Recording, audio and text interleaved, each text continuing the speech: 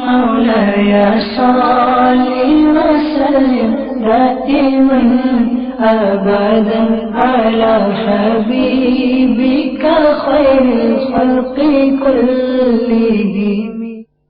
الحمد لله رب العالمين والصلاة والسلام على سيد المرسلين. أما بعد فأعوذ بالله من الشيطان الرجيم. بسم الله الرحمن الرحيم.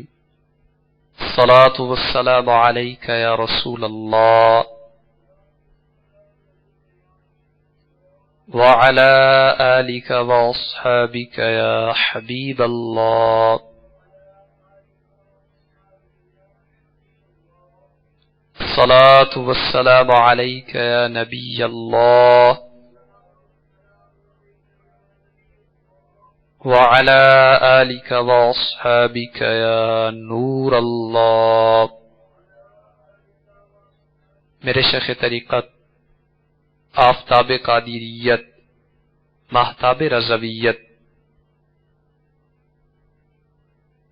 بانی دعوت اسلامی قرۃ عینی و سکینۃ قلبی حضرت علامہ الحاج ابو بلال مولانا محمد الیاس ستار قادری رضوی سلمہ ربہ القوی اپنی شہرہ آفاق تصنیف فیضان سنت کے صفحہ نمبر 1 پر درود پاک کی یہ فضیلت نقل فرماتے ہیں. سید الثقلین نبی الحرمین امام القبلتین رحمت دارین صلی اللہ تعالی علیہ وسلم کا فرمان عالی شان ہے، جو شخص ایک مرتبہ مجھ پر درود پاک پڑھے اللہ تبارک و تعالی اس پر 10 بار رحمت بھیجے گا. صلو علی الحبیب صلی اللہ تعالی علی محمد صلی اللہ تعالی علیہ وسلم. میٹھے میٹھے اور پیارے اسلامی بھائیوں اور مدنی چینل کے ناظرین، الحمدللہ مدنی چینل کے سلسلے فیضان قصیدہ بردہ شریف میں حاضر ہیں.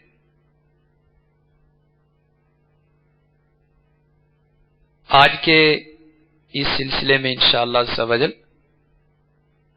قصیدہ بردہ شریف اور ناظم القصیدہ یعنی اس قصیدے کو نظم فرمانے والے حضرت امام شرف الدین محمد بصیری علیہ رحمت اللہ القوی کا تعارف آپ کی خدمت میں پیش کیا جائے گا.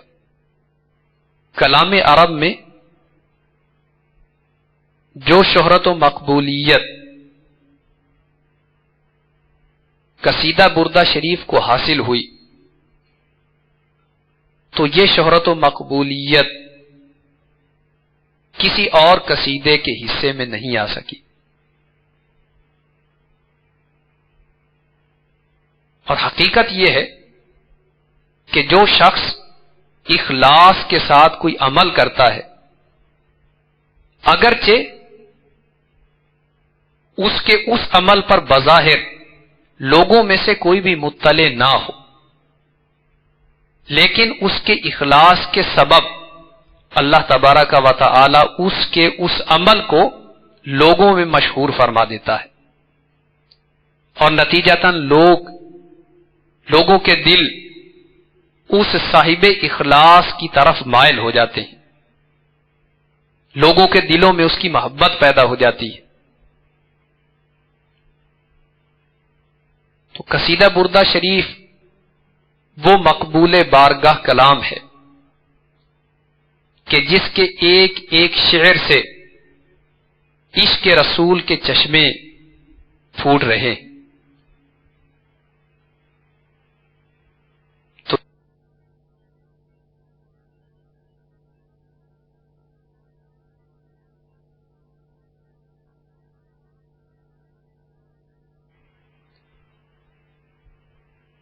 جو شخص نبی پاک صلی اللہ تعالی علیہ وآلہ وسلم کی شان اقدس میں کوئی تحفہ نظمیہ انداز میں پیش کرتا ہے تو یقیناً یہ اسی شخص کی خوش بختی ہے کہ رحمت عالم صلی اللہ علیہ وسلم نے اس کے اس انداز کو گویا قبول فرما لیا ہے۔ تو رحمت عالم صلی اللہ علیہ وسلم کی تعریف کر کے حقیقتاً تعریف کرنے والا اپنے مقام و مرتبے کو بڑھانے کی کوشش میں لگا ہوا ہے، کیونکہ آپ صلی اللہ تعالی علیہ وآلہ وسلم کی ذات اقدس وہ ہستی ہے کہ اللہ تبارک و تعالی کی مخلوق میں سے آپ سے بہتر کوئی نہیں ہے۔ آپ اللہ تبارک و تعالی کی مخلوق میں سے محبوب ترین ہستی ہیں۔ آپ ایسے ہیں کہ جن کو جتنا چاہا جائے اتنا کم ہے، اور حقیقت یہ ہے کہ آپ کو اپنے آپ سے بھی بڑھ کر چاہا جائے۔ تو محبت یہ محبوب کا ذکر کرواتی ہے، چنانچہ حدیث پاک میں ہے من احب شیئا اکثر ذکرہ، جو جس چیز سے جتنی محبت کرتا ہے اتنا ہی زیادہ اس کا ذکر کرتا ہے، اور ہمیں اللہ تبارک و تعالی کی مخلوق میں سے سب سے بڑھ کر محبت اپنے پیارے نبی صلی اللہ علیہ وسلم سے ہونی چاہیے کہ یہ ہمارے ایمان کا تقاضا ہے۔ رحمت عالم صلی اللہ علیہ وسلم ارشاد فرماتے ہیں لا یؤمن احدکم حتی اکون احب الیہ من والدہ وولدہ والناس اجمعین، کہ تم میں سے کوئی اس وقت تک کامل ایمان والا نہیں ہو سکتا جب تک میں اس کو اس کے ماں باپ اور اولاد اور سارے لوگوں سے زیادہ پیارا نہ ہو جاؤں۔ محمد کی محبت دین حق کی شرط اول ہے، اسی میں ہو جو خامی تو سب کچھ نامکمل ہے۔ میٹھے میٹھے اور پیارے اسلامی بھائیوں اور مدنی چینل کے ناظرین، بہت سارے لوگوں نے نبی مکرم صلی اللہ تعالی علیہ وآلہ وسلم کی تعریف و توصیف میں لکھنے کی کوشش کی، اور کسی نے ان کوشش کرنے والوں کی طرف کیا خوب اشارہ کیا ہے کہ زندگیاں ختم ہوئیں اور قلم ٹوٹ گئے پر تیرے اوصاف کا ایک باب بھی پورا نہ ہوا۔ محبوب بڑے آئے دلدار بڑے دیکھے، جو آئے سبھی ان کے قدموں میں پڑے دیکھے۔ محبوب کی مدحت میں ہے تاب سخن کس کو، سب اہل سخن میں نے حیرت میں گڑے دیکھے۔ تو حقیقت یہ ہے کہ نبی مکرم صلی اللہ تعالی علیہ وآلہ وسلم کی شان اقدس کا جو بھی تذکرہ کرتا ہے تو اس کی قسمت کھل جاتی ہے۔ اس کا وہ لکھا ہوا کلام اخلاص پر مبنی ہونے کی صورت میں اگر مقبول بارگاہ ہو جائے تو اس کا دونوں جہاں میں بیڑا پار ہے۔ میٹھے میٹھے اور پیارے اسلامی بھائیوں اور مدنی چینل کے ناظرین، قصیدہ بردہ شریف یقیناً ایسا کلام ہے کہ جس کو جتنا پڑھا گیا ہے شاید منظوم انداز میں لکھے ہوئے کلام میں سے کسی کلام کو اتنا نہیں پڑھا گیا ہوگا۔ تو اس قصیدہ بردہ شریف کے ناظم یعنی اس کو نظم کرنے والے حضرت امام شرف الدین بصیری علیہ رحمت اللہ القوی، آپ مصر کے ایک شہر بصیر کے رئیس اعظم اور علوم عربیہ کے متبحر عالم اور بلاغت میں ایسے مشہور و معروف فرد تھے کہ آپ اپنے زمانے میں اپنی نظیر آپ تھے، اور آپ علماء عصر میں شورا آفاق ادیب تھے۔ ابتدائی عمر میں آپ اپنی خداداد صلاحیتوں اور تبحر علمی کی وجہ سے سلاطین اسلامیہ کے مقرب ہو گئے۔ تو ابتداً آپ سلاطین و عمراء کی منقبت اور قصیدہ گوئی میں خاص طور پر حصہ لیتے تھے، اور سلاطین اسلام کے اعداء کی مذمت میں قصائد لکھا کرتے تھے۔ ایک روز آپ دربار سلطانی سے اپنے گھر تشریف لا رہے تھے کہ رستے میں ایک بزرگ ملے۔ انہوں نے امام بصیری علیہ رحمت اللہ القوی سے سوال کیا کہ کیا آپ نے خواب میں کبھی رحمت عالم صلی اللہ علیہ وسلم کی زیارت کی ہے؟ آپ نے جواباً ارشاد فرمایا کہ میں آج تک رحمت عالم صلی اللہ علیہ وسلم کی زیارت سے مشرف نہیں ہوا۔ تو امام بصیری رحمت اللہ علیہ فرماتے ہیں کہ اس جواب کے بعد میرے دل میں رحمت عالم صلی اللہ علیہ وسلم کا عشق اور محبت کا جذبہ اتنا متلاطم ہوا کہ میں اپنے دل میں سوا اس محبت کے کچھ اور محسوس نہیں کرتا تھا۔ بس ایک ہی دھن تھی کہ خواب میں رحمت عالم صلی اللہ علیہ وسلم کرم فرما دیں۔ آپ فرماتے ہیں کہ گھر آ کر سویا تو قسمت انگڑائی لے کر جاگ اٹھی کہ اسی رات مجھے رحمت عالم صلی اللہ علیہ وسلم کا خواب میں دیدار ہو گیا، اور میں نے سرکار دو عالم صلی اللہ علیہ وسلم کو صحابہ کرام علیہ رضوان کے ساتھ اس شان سے دیکھا کہ جیسے چاند ستاروں میں۔ جب آنکھ کھلی تو میں نے اپنے دل کو اس ہستی مقدس کی محبت سے مملو اور زیارت بابرکت کے سرور سے محظوظ و مسرور پایا، اور اس کے بعد ایک ساتھ کے لیے اس نور مجسم کی محبت میرے دل سے علیحدہ نہیں ہوئی، اور محبت و سرور میں نے چند قصائد لکھے۔ چنانچہ قصیدہ حمزیہ اسی زمانے کا لکھا ہوا ہے۔ سیدنا امام بصیری علیہ رحمت اللہ القوی فرماتے ہیں کہ کافی عرصہ اسی طرح نعت گوئی میں گزر گیا۔ ایک روز اچانک مجھے فالج کا مرض لاحق ہوا، اور اس مرض نے ایسی شدت اختیار کی کہ میرے جسم کا آدھا حصہ بے حس ہو گیا۔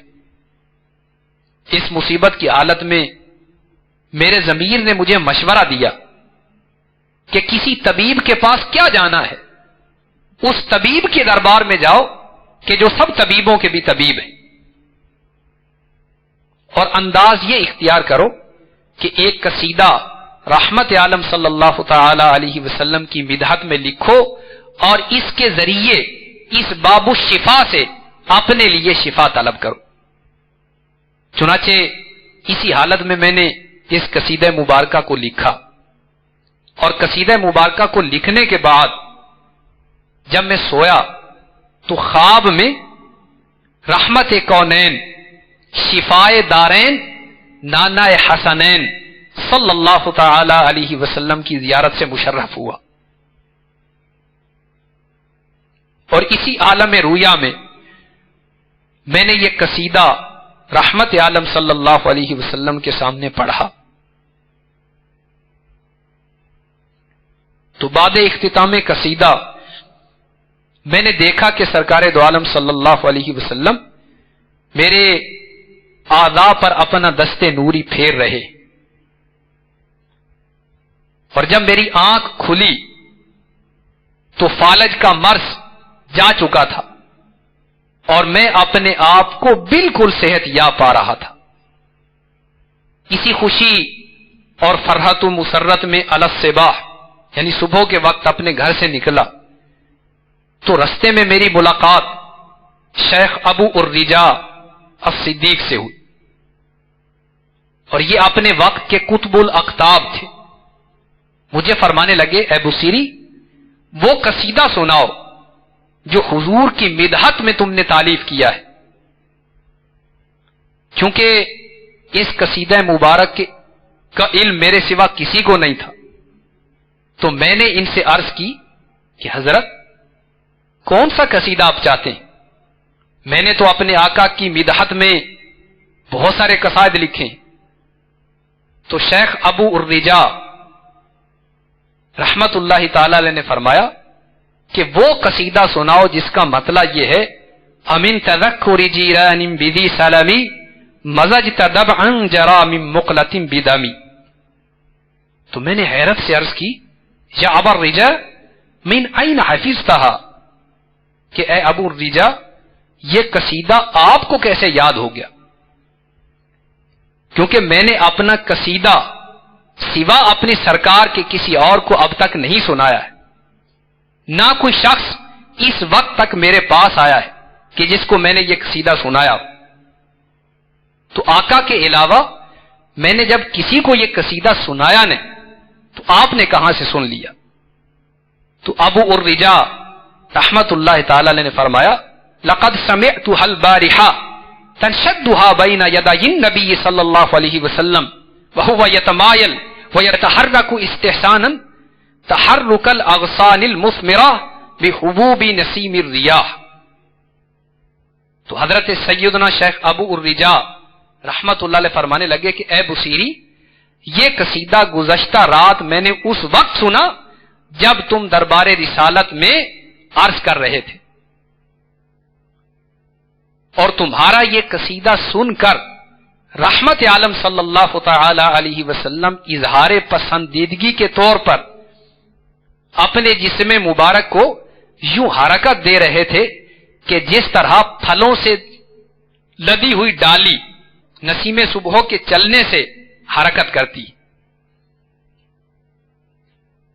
تو حضرت سیدنا امام بصیری رحمت اللہ علیہ فرماتے ہیں کہ یہ سن کر میں نے علی الفور وہ قصیدہ حضرت سیدنا شیخ ابو الرجا رحمت اللہ تعالی علیہ کی خدمت میں پیش کر دیا۔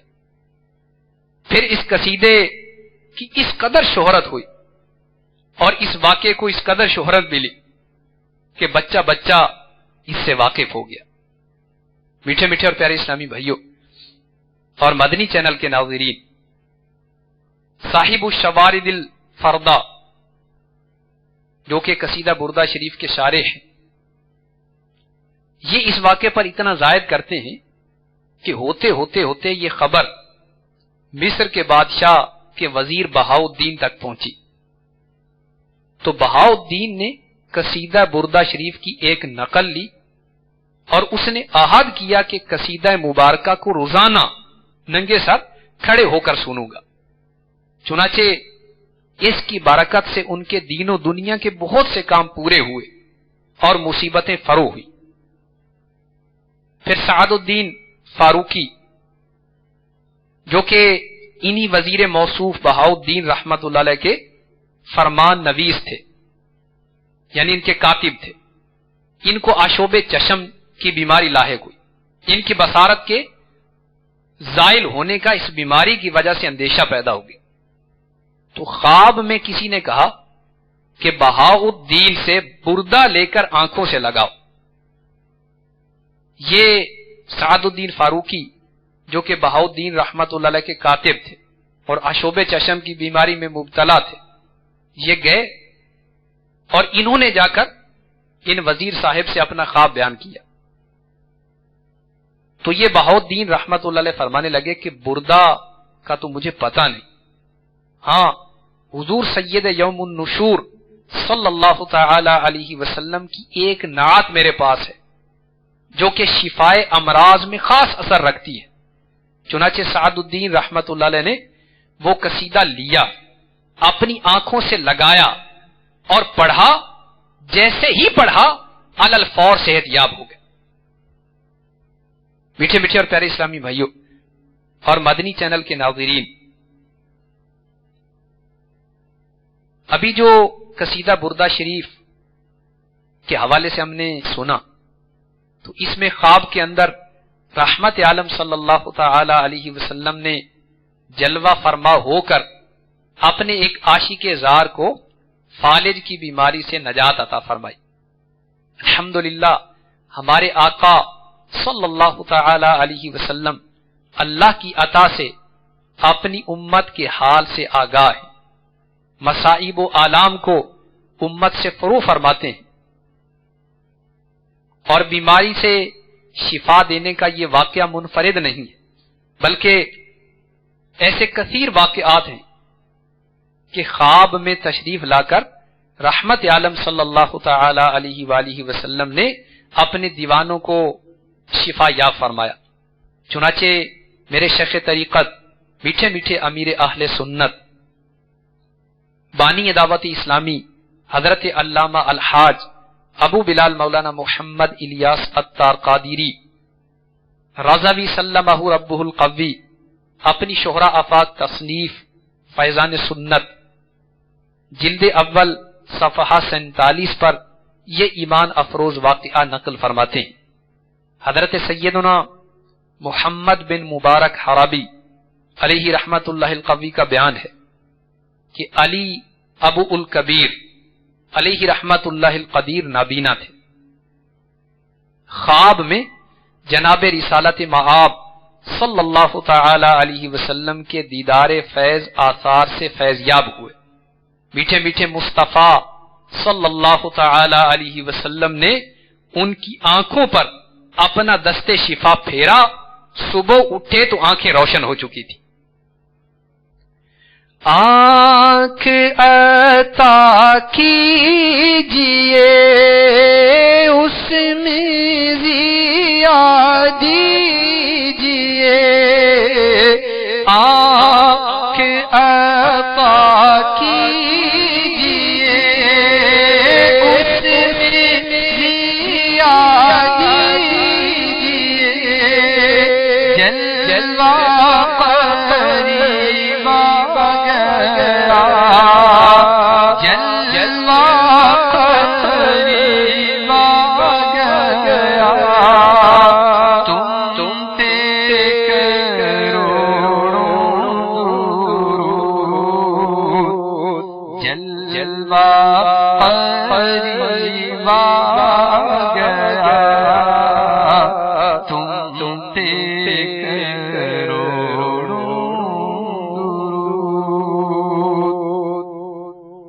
صلو علی الحبیب صلی اللہ تعالی علی محمد صلی اللہ تعالی علیہ وآلہ وسلم۔ فیضان سنت صفحہ 48 اور 49 پر ہے۔ ایک بزرگ رحمت اللہ علیہ فرماتے ہیں کہ میں سخت بیمار تھا اور اپنے مکان کی نچلی منزل پر پڑا تھا۔ میرے ضعیف العمر والد گرامی رحمت اللہ تعالی علیہ دمہ کے مرض کی شدت کے باعث اوپر کی منزل پر بستر میں تھے۔ نہ میں اوپر چڑھ سکتا تھا نہ وہ بیچارے نیچے اتر پاتے تھے۔ الحمدللہ عز وجل خوش قسمتی سے میں ایک رات سرور کائنات شاہ موجودات سراپا برکات منبع عنایات صلی اللہ تعالی علیہ وسلم کی زیارت سے مشرف ہوا۔ میں نے سرکار نامدار صلی اللہ تعالی علیہ وسلم کی خدمت میں تکیہ پیش کیا تو سرکار دو عالم صلی اللہ علیہ وسلم ایک